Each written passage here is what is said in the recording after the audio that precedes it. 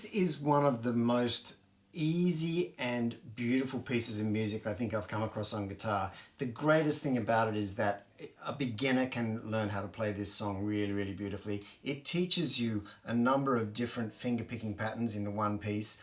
It's simple, it's easy to remember. Most of all, it sounds great. It was actually written by a guy I know called Mike McGuinness, and I don't actually know him, but we have a mutual acquaintance, a mutual good friend in New Zealand, Geoff Day.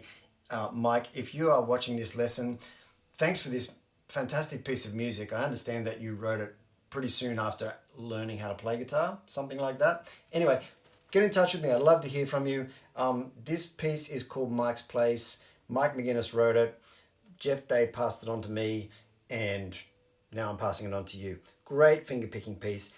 We start with a really nice, easy position. What you're going to do is you're using your second finger on the A string, 7th fret, and your third finger on the E string, 7th fret.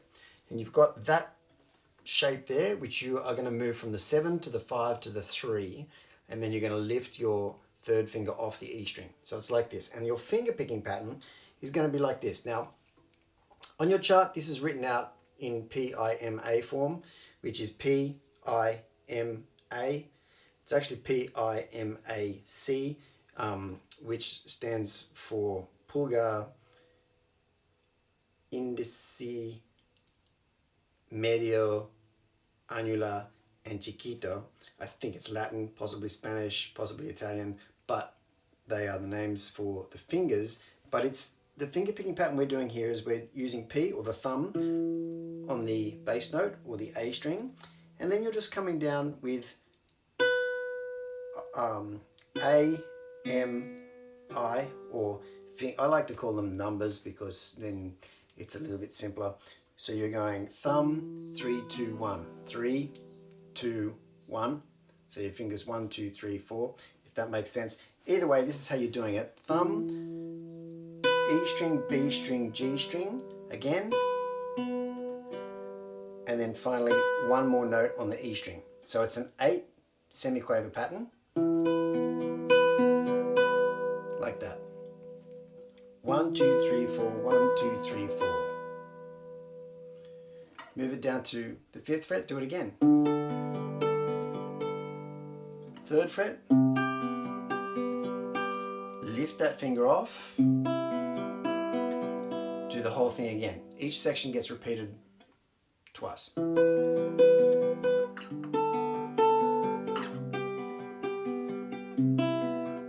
Second section, finger on the A string stays exactly the same, and now this finger moves across, your third finger moves across to the B string, 7th fret, and your finger picking pattern is now this. Thumb, second finger, first finger. So it's like this.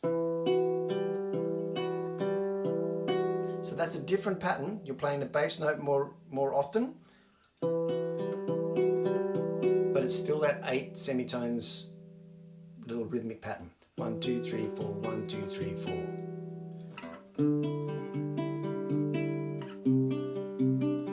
Lift that finger off, repeat.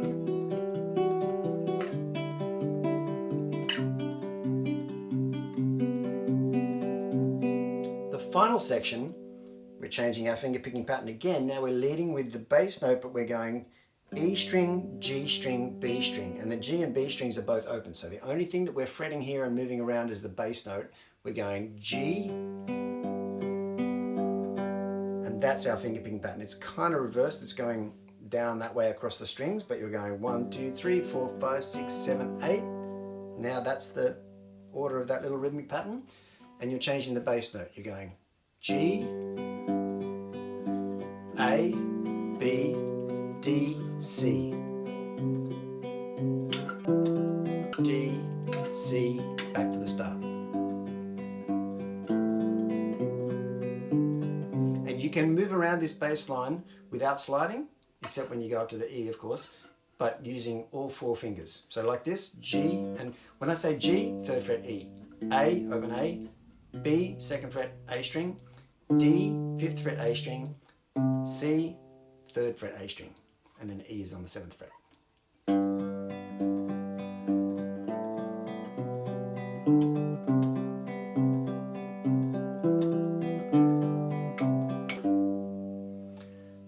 is it. It's such a beautiful, simple piece of music, but it's just one of those things that sounds much greater than it appears when you learn how to play it because it's easy. Have fun. Thank me later. Thank Mike McGuinness for it because it's a great piece of music. And thanks for watching. See you next time.